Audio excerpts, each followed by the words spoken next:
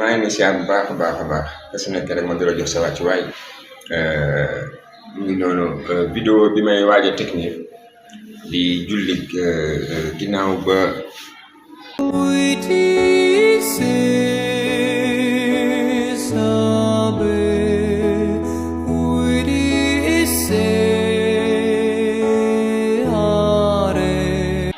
jullee it geste bi nga xamante ne geste politesse macha allah doo ko seetaan te sa yaram du daw. Quelle sagesse du président Bassirou Diomaye Faye, sagesse bu daw yaram. dama ko seetaan sama rongoñi di juwaadi kooku vraiment